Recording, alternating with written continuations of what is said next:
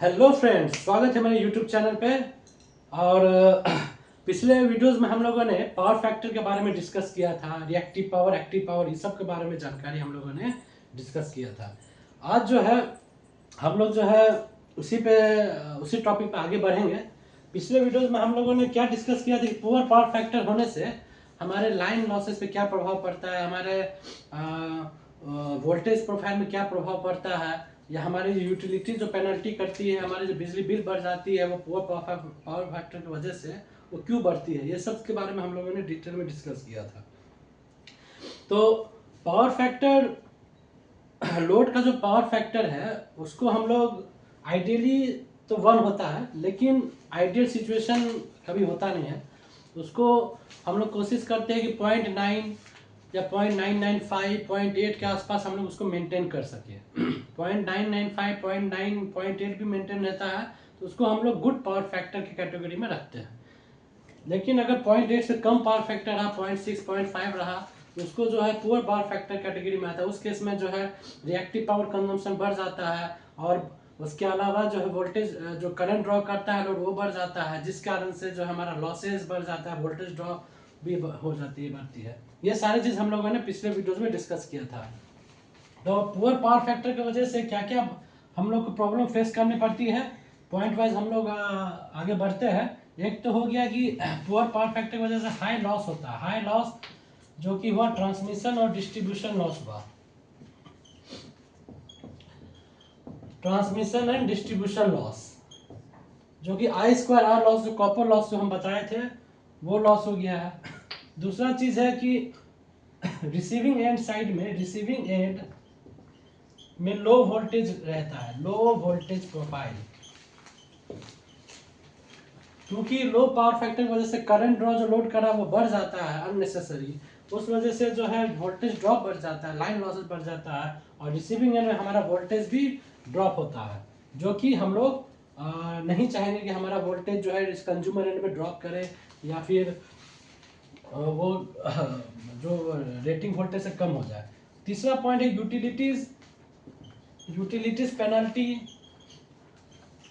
या फिर high electricity bill.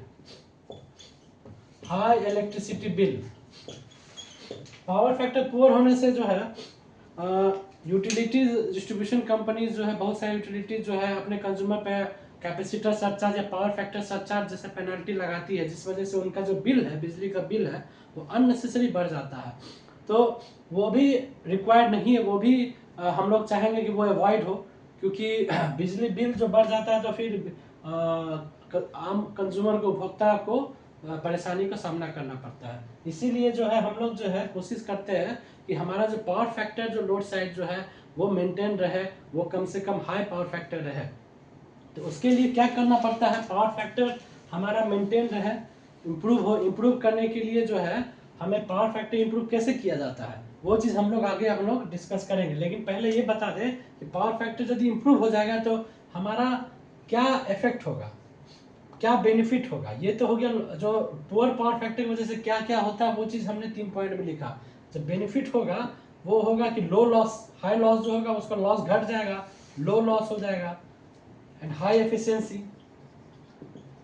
उसके बाद जो है जो कंडक्टर का साइज, जो ट्रांसमिशन कंपनीज या केबल का साइज जो यूज करती है, उसका साइज भी कम जाएगा, बेनिफिशियल हो जाएगा, लो कॉस्ट हो जाएगा, ट्रांसमिशन डिस्ट्रीब्यूशन कॉस्ट भी कम जाएगा। तो ये बेनिफिट हो गया। दूसरा बेनिफिट है कि इम्प्रूव वोल्टेज प्रोफाइल। हमारा जो रिसीविंग एंड साइड है, कंज्यूमर एंड का जो वोल्टेज है, उसका वोल्टेज का जो प्रोफाइल है वो इम्प्रूव करके, इसका मतलब जो है जो अननेसेसरी वोल्टेज ड्रॉप जो मेरा लाइन में हो रहा था वो अब नहीं होगा। इस वजह से जो वोल्टेज हमारा मिलना चाहिए, रेटिंग नॉर्मल वोल्टेज, वो मिलेगा। तीसरा चीज़ है कि जो पेनल्टी या हाई इलेक्ट्रिसिटी बिल है वो भी बढ़ेगा, हमारे बिजली बिल में बचत होगा, हमारा इलेक्ट्रिसिटी बिल रिड्यूस होगा, रिड्यूस इलेक्ट्रिसिटी बिल। अब जो है, अब हम जो है आगे बढ़ते हैं कि अब बिजली पावर फैक्टर इम्प्रूव कैसे किया जाए। इसको इम्प्रूव करने के लिए हमें क्या करना पड़ेगा, या कौन सा ऐसा डिवाइस लगाना पड़ता है ताकि मेरा पावर फैक्टर जो है इम्प्रूव करे। पावर फैक्टर इंप्रूव करने के लिए जो है तीन टाइप, पावर फैक्टर इंप्रूव करने के लिए हम लोग तीन वे में इंप्रूव करते हैं जनरली इंडस्ट्रीज में, या जो कंज्यूमर है वो तीन वे में करते हैं। एक है use of capacitor capacitor capacitor bank. ये जो है कैपेसिटर बैंक यूज जो है बहुत ही सिंपल है, बहुत ही कॉस्ट इफेक्टिव है, बहुत ज़्यादा महंगा नहीं है। मोस्ट ऑफ द 90% या 70 to 80% केस में जो है हमारा कैपेसिटर बैंक का यूज़ किया जाता है वोल्टेज प्रोफाइल इंप्रूव करने के लिए, या भी पावर फैक्टर इंप्रूव करने के लिए। दूसरा है, इसके अलावा हम लोग जो है सिंक्रोनस कंडेंसर का भी यूज़ करते हैं, सिंक्रोनस कंडेंसर यूज करते हैं। तीसरा चीज है फेज एडवांसर। इन तीन प्रोसेस से हम लोग जो है वो पावर फैक्टर जो है इंप्रूव करते हैं। कैपेसिटर बैंक का यूज जो हम लोग जो है 70 to 80% केसेस में करते हैं, क्योंकि चीप है और बहुत कॉमन है, बहुत सिंपल है। बाकी सिंक्रोनस कंडेंसर जो है थोड़ा सा कॉस्टली प्रोसेस है, थोड़ा कॉस्टली होता है। ये बड़े बड़े इंडस्ट्रीज या बहुत बड़े जिसका कैपेसिटी बहुत ज़्यादा है, बहुत ज़्यादा लोड है, वहाँ पे हम लोग जनरली यूज़ करते हैं, क्योंकि इसका कॉस्ट भी बहुत ज़्यादा होता है। सिंक्रोनस कंडेंसर कुछ नहीं है, synchronous motor, 3 phase synchronous motor जो है, जो नो लोड में रन करता है ओवर एक्साइटेड स्टेट। उसका डिटेल में हम लोग आगे आने वाले वीडियोस में हम लोग पढ़ेंगे सिंक्रोनस मोटर क्या होता है, या अल्टरनेटर कैसे काम करता है, वो सब चीज़ें हम लोग मशीन्स, हम लोग जब इलेक्ट्रिकल मशीन्स का टॉपिक पढ़ेंगे तो उसमें हम लोग जानेंगे। लेकिन अभी फिलहाल ये आप लोग जान लीजिए कि सिंक्रोनस कंडेंसर जो है उससे भी हम लोग पावर फैक्टर इंप्रूव करते हैं। अब फेज एडवांसर भी है, इसका यूज़ हम लोग जनरली इंडक्शन मोटर बहुत में यूज़ होता है, जिसका कैपेसिटी लगभग 200 या 300 एचपी से जिसका कैपेसिटी ज़्यादा है, उस केस में फेज एडवांसर का यूज़ किया जाता है। ये भी कॉस्टली होता है, बहुत रेयरली यूज़ होता है, लेकिन मोस्ट कॉमनली यूज जो है कैपेसिटर बैंक यूज होता है, जो कि हमारे मोस्ट कॉमन है। छोटे छोटे हमारे इंडस्ट्रीज हो या बड़े इंडस्ट्रीज हो, इनफैक्ट बहुत सारे कमर्शियल शॉप्स में भी लोग कैपेसिटर बैंक वगैरह यूज़ करते हैं, ताकि उनको जो है बिजली बिल में बचत हो सके। बहुत सारे कंज्यूमर जो है जिसका केवीएच पे बिलिंग होती है, तो उन लोगों में क्या है, या बहुत सारे ऐसे हैं जो कि मान लीजिए जिनका पावर फैक्टर पुअर रहता है, वो कैपेसिटर बैंक लगा के अपना पावर फैक्टर इंप्रूव कर लेते हैं, उससे उनको जो है बिजली बिल में रिलीफ मिलती है। खैर, अभी ये तीनों डिवाइस जो है, ये लोग क्या करता है, ये लोग का वर्किंग प्रिंसिपल एक ही है कि ये लोग जो है करंट ये लोग जो ड्रॉ करता है वो leading power factor current draw करता है। और लीडिंग ये लोग भी एक्चुअली रिएक्टिव पावर जनरेट करता है। इनफैक्ट ये लोग these are the generator of reactive power.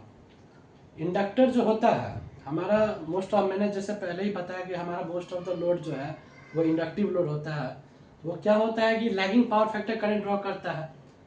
वो इंडक्टिव लोड होता है तो लैगिंग पावर फैक्टर ड्रॉ करता है। उस वजह से जो है क्या होता है कि हमारा पावर फैक्टर पूरा सिस्टम का एज ए होल ड्रॉप कर जाता है। तो अगर हम एक ऐसा डिवाइस लगा दे जो कि लीडिंग पावर फैक्टर ड्रॉ करे, मैंने जो करंट मान लीजिए लैगिंग है उसको हमको मान लीजिए लीडिंग की तरफ ले जाना है, तो मतलब क्या हुआ, ऐसे करंट लैग हो रहा है, उसको हमको सेम फेज में लाना होगा। उसके लिए एक ऐसा करंट इंजेक्ट करना होगा सिस्टम में जो कि लीडिंग पावर फैक्टर, जो कि ठीक उसका उल्टा हो, कंपनसेट करे उसको। ये तीनों जो है लीडिंग पावर फैक्टर अपने ड्रॉ करता है। इस वजह से जो है ये लोग इम्प्रूव करता है। हम लोग अब कैसे होता है ये हम थोड़ा और डिटेल में आप लोग को एक्सप्लेन करते हैं।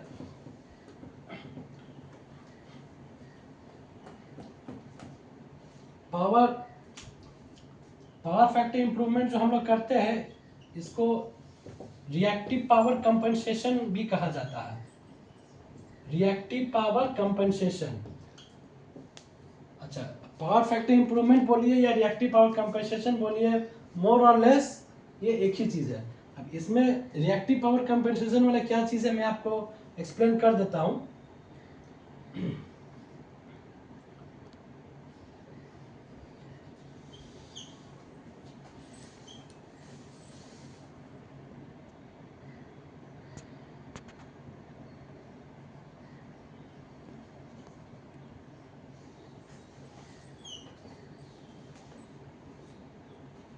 आई होप ये विजिबल होगा। खैर इसमें जो है मैंने ये ड्रॉ किया है एक जनरेटिंग स्टेशन, मान लीजिए वोल्टेज सोर्स VS है, ये हो गया लाइन रेजिस्टेंस R1, ये मेरा लोड है, ये जिसको मैंने यहाँ दर्शाया है, ये रेजिस्टेंस और इंडक्टर के सीरीज में ये मैं एक लोड के थ्रू दर्शा रहा हूँ। मैं ऐसा क्यों दर्शाया हूँ, क्योंकि मैंने कहा था कि हमारे यहाँ लोड जो है मैक्सिमम जो है इंडक्टिव लोड होता है, वो लैगिंग पावर फैक्टर वाला करंट ड्रॉ करता है या फिर वो रिएक्टिव पावर कंज्यूम करता है। तो मेरा जो ये है, तो ये जो लोड है, मान लेते ये कोई मोटर है, सपोज कर लेते ये कोई मोटर है जिसका वाइंडिंग इंडक्टिव है, थोड़ा सा उसमें रेजिस्टेंस भी होता है, कुछ हद प्योरली इंडक्टिव तो कोई भी नहीं होता, कुछ उसमें रेजिस्टेंस भी होता है, इसका वैल्यू बहुत कम है। लेकिन ये जो है जो भी करंट ये ड्रॉ करेगा ये लोड, क्योंकि ये lagging power factor load draw करेगा, क्योंकि ये इंडक्टिंग के इफेक्ट की वजह से इसमें जो भी करंट आएगा वो इसके जो वोल्टेज रहेगा यहाँ पे उससे लैग करेगा।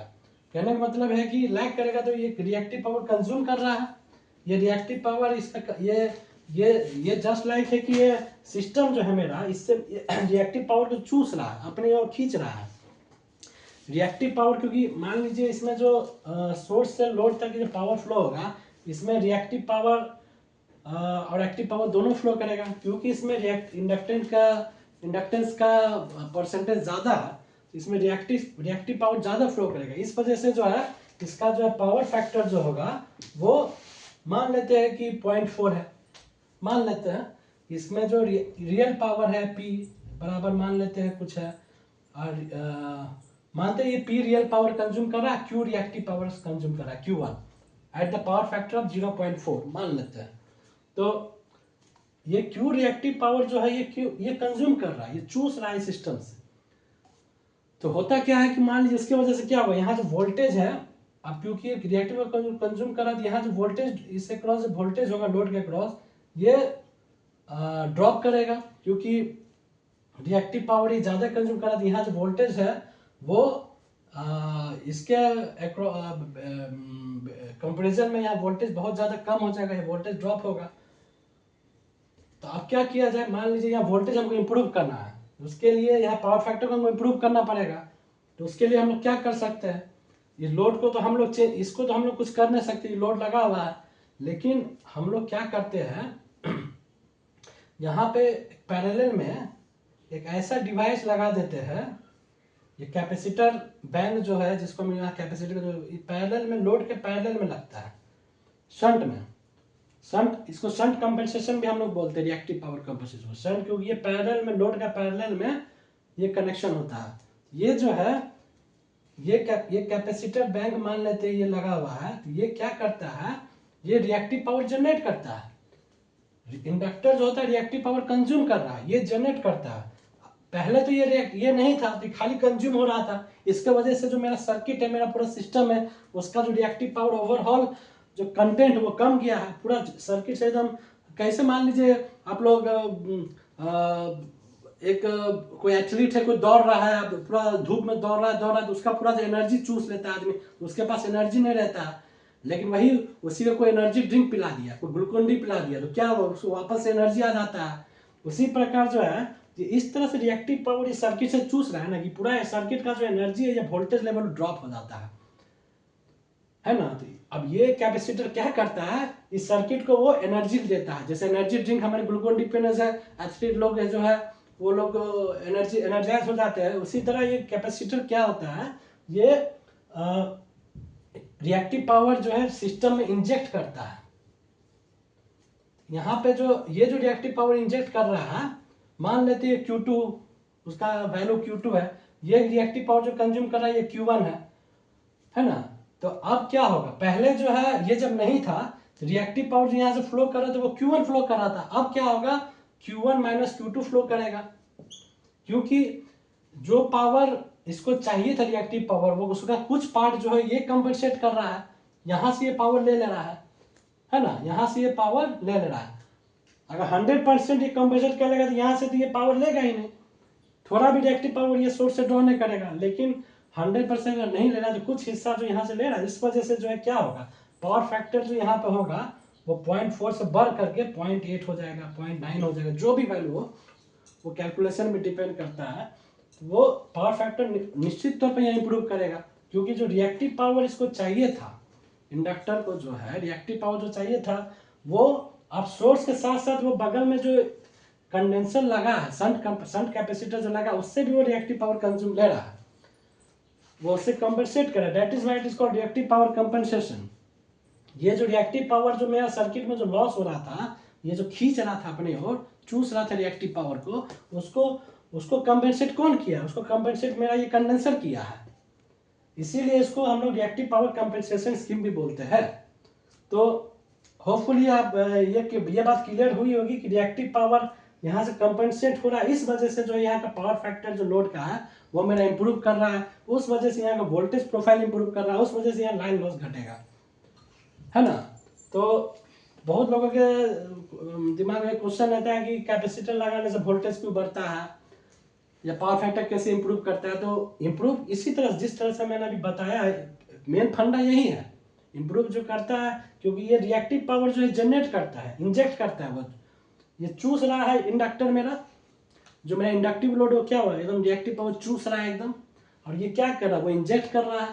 तो इस वजह से क्या होगा कि मेरा जो रिएक्टिव पावर का कंटेंट है सिस्टम, इस पॉइंट पे जो रिएक्टिव पावर टोटल है, वो वोल्टेज जो होगा वो मेरा इंप्रूव करेगा उस वजह से, क्योंकि रिएक्टिव पावर जो ड्रॉ कम करेगा ही, यहाँ सोर्स से कम वोल्टेज ड्रॉ ये रिएक्टिव पावर ड्रॉ कर रहा है। आई होप ये क्लियर है। तो अब जो है हम लोग तीन डिवाइस का हम लोग जिक्र किए जिसके पहले कि हम लोग, ये जो डिवाइस है सिर्फ कैपेसिटर नहीं, कुछ भी हो सकता है, ये शंट कैपेसिटर भी हो सकता है, या फिर सिंक्रोनस कंडेंसर भी हो सकता है, या फेज एडवांसर जो मैंने बताया तो वो भी हो सकता है, कोई भी हो सकता है। तो बहुत तीनों जो है, तीनों का वही पर्पस है कि वो इंजेक्ट करेगा रिएक्टिव पावर सिस्टम में। कैसे इंजेक्ट कर, अभी हम लोग जो है आगे जो है ये चीज एक्सप्लेन करेंगे। ये तो हमने एक जस्ट एक थ्योरेटिकली एक एनालिसिस करके बताया कि किस तरह से वोल्टेज इंजेक्ट कर रहा है या कैसे वोल्टेज इंप्रूव हो रहा है, पावर फैक्टर किस तरह से इंप्रूव हो रहा है लगाने से मेरा कंडेंसर, वो भी सीरीज शंट में। अब हम मैथमेटिकली जो है उसको हम लोग देखेंगे, मैथमेटिकली डेरिवेशंस उसको देखेंगे किस तरह से शंट कैपेसिटर लगाने से या रिएक्टिव पावर किस तरह से जनरेट हो रहा है, किस तरह से जो है मेरा जो है यहाँ का जो है पावर फैक्टर इंप्रूव कर रहा है, किस तरह से जो करंट जो ड्रॉ कर रहा है वो तो किस तरह से उसका पावर फैक्टर या लैगिंग से लीडिंग हो रहा है, वो सारा चीज़ हम लोग आगे देखेंगे। अच्छा, एक चीज़ मैं बता दूं कि पहले जो करंट जब ये नहीं लगा था तो करंट जो ड्रॉ कर रहा था लैगिंग करंट ड्रॉ कर रहा था, लेकिन लगने के बाद जो है इसमें जो है दो पार्ट में करंट फ्लो कर रहा है, एक करंट इसमें फ्लो कर रहा है, एक करंट जो है इसमें जा रहा है, इस कैपेसिटर में आगे इसमें जा रहा है। ये जो करंट कैपेसिटर में जाता है ये प्योरली लीडिंग होता है, मतलब वोल्टेज से लीड करता है, और जो करंट इंडक्टर में जाता है वो लैग करता है ना। चलिए अब हम लोग आगे बढ़ते हैं कि मैथमेटिकली हम लोग देखते हैं कि किस तरह से पावर फैक्टर इंप्रूव हो रहा है। अच्छा, पहले लैगिंग लीडिंग, करंट लैग कर रहा है लीड कर रहा है, इसको हम लोग ये बहुत ही बेसिक चीज़ है। फेजर टर्म, फेजर डायग्राम कैसे बनता है, ये सारे चीज़ें जो है मोस्ट ऑफ द स्टूडेंट्स जो है हमको लगता है 11-12 में पढ़े होंगे, 10th में भी बहुत लोग जानते हैं। एक बेसिक चीज़ जस्ट एक मैं एक रिवाइज कर देता हूँ। मान लेते हैं मेरा एक सर्किट है, एसी सर्किट,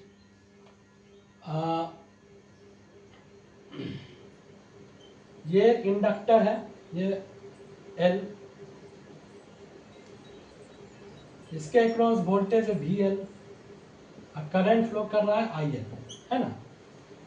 तो वोल्टेज V जो होगा वो क्या हो जाएगा, Vm साइन ओमेगा टी मान लेते हैं, है ना, जिसका पीक वैल्यू Vm है और ये इसका sign omega T sinusoidal voltage होता है। इसमें जो IL करंट ड्रॉ करेगा इंडक्टर, ये हम लोग जानते हैं कि अगर वोल्टेज जो होगा Vm साइन ओमेगा टी है, IL जो होगा क्या होगा, Im sine of omega T minus of π/2। ये सर ये चीज़ें जो है हम लोग पढ़े हुए भी है, क्लास 10 में बेसिक चीज़ें हैं कि करंट जो होता है वोल्टेज से लैगिंग करते हैं 90 डिग्री। इसको अगर हम ग्राफिकली अगर हम रिप्रेजेंट करेंगे तो मान लेते हैं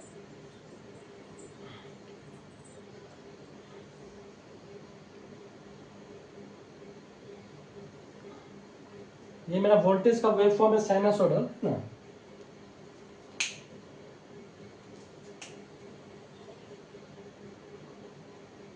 प्योरली इंडक्टिव का केस में 90 डिग्री होता है, तो जब ये 90 डिग्री है तो उस समय जो है इसका वेव स्टार्ट होगा।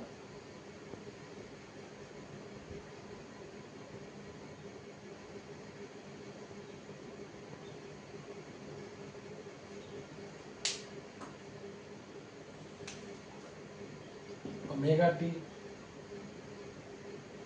वी, ये मान लेते हैं इसका वी एम हो गया, और ये करंट का वैल्यू मान लेते हैं आई एम है ना। तो इसमें हम लोग इसमें जो इंडक्टर में जो वोल्टेज और करंट फ्लो कर रहा है वो क्या होता है, करंट जो है मान लीजिए वोल्टेज यहाँ 0 से स्टार्ट हुआ है, करंट जो है after 90 degree omega t equals to pi by 2 के बाद जो है करंट यहाँ 0 से स्टार्ट होता है। मतलब करंट का जो पीक है वोल्टेज का पीक से 90 डिग्री ओमेगा टी बराबर 90 डिग्री के बाद जो है वो स्टार्ट होता है। मतलब क्या हुआ कि इसमें करंट जो है लैग करता है, इसका मतलब क्या टाइम, इसको टाइम डिस्प्लेसमेंट हम लोग कहते हैं। मैंने पहले करंट जो है पीछे पीछे जाएगा, वोल्टेज आगे आगे जाएगा, करंट बोला करना यहाँ पीछे पीछे जा रहा है, आपके वोल्टेज आगे आगे जा रहा है साइनसोइडल में वैसे वैसे, और करंट पीछे पीछे जा रहा है ना। तो मतलब ये टाइम डिस्प्लेसमेंट दोनों के बीच में होता है, वो 90 डिग्री होता है फॉर प्योरली इंडक्टिव सर्किट में, ये चीज़ याद रखिएगा। तो दोनों में टाइम डिस्प्लेसमेंट जो है 90 डिग्री का होता है। वही चीज़ यहाँ पर, तो इसको जो हम फेजर के टर्म में भी रिप्रेजेंट करते हैं, फेजर कुछ नहीं है, जस्ट मान लेते हैं एक्स एक्सिस के बराबर अगर हम इसको फेजर ड्रॉ किए तो इसको 0 डिग्री मानेंगे, और क्योंकि ये 90 डिग्री लैगिंग है, लैगिंग का मतलब क्या हुआ, 90 डिग्री जो है करंट जो है इस तरह से 90 डिग्री जो लैग करेगा, लैग मतलब जो है यहाँ से हम एंटी ये क्लॉकवाइज डायरेक्शन में जो है मेरा जो ये जो कर्सर है, ये जो मेरा एरो है वो रोटेट करेगा। मतलब इसको अगर हम क्लॉकवाइज इस तरह से रोटेट कर दें 90 डिग्री, तो ये जो फेजर मेरा मिला ये करंट का फेजर मिला, और ये वोल्टेज का फेजर, इसको दोनों के बीच में एंगल 90 डिग्री है। और क्योंकि ये डाउनवर्ड है इसको, और ये इस तरह से डायरेक्शन है क्योंकि क्लॉकवाइज इधर डायरेक्शन में है, तो इसको हम लोग बोलेंगे कि मेरा करंट लैग हो रहा, वोल्टेज इधर है। करंट अगर यही हम एंटी क्लॉकवाइज मूव करेंगे यहाँ से तो इस तरह से हो जाएगा। इस केस में करंट, इसको बोलेंगे current is leading the voltage, इस केस में बोल रहे हैं current is lagging the voltage. Clear है। वही रीडिंग कब होता है, जब मेरा सर्किट जो है यहाँ पे इंडक्टर की जगह हम कैपेसिटर लगा देंगे, इंडक्टर की जगह अगर प्योरली कैपेसिटर लगा रहेगा तब जो करंट यहाँ ड्रॉ करेगा that it will be leading, voltage को लीड करेगा। मतलब क्या होगा कि करंट आगे आगे जाएगा, वोल्टेज पीछे पीछे जाएगा, करंट का वेवफॉर्म आगे जा रहा है, वोल्टेज का वेवफॉर्म पीछे जा रहा है, इस तरह से, है ना। तो ये एक सिंपल फेजर जो है, फेजर का एक सिंपल सा बेसिक चीज है।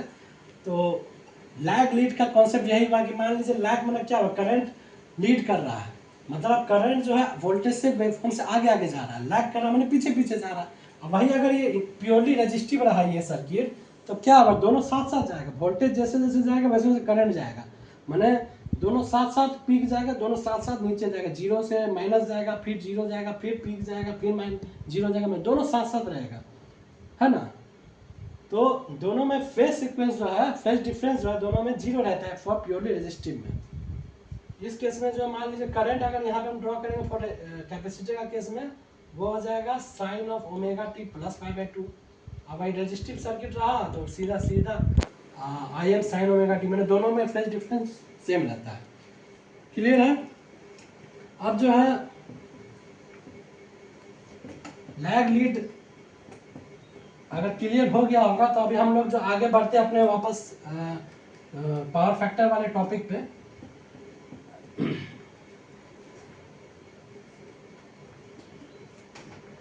पावर फैक्टर वाले टॉपिक पर आते हैं। तो हम लोगों ने ये चीज़ बताया था कि किस तरह से आपको कैपेसिटर कंडेंसर या फिर सिंक्रोनस कंडेंसर या कैपेसिटर बैंक लगाने से किस तरह से आपका जो है पावर फैक्टर इम्प्रूव करता है, किस तरह से वो रिएक्टिव पावर को इंजेक्ट कर रहा है। अब हम मैथमेटिकली उसको जो है हम एक्सप्लेन करेंगे।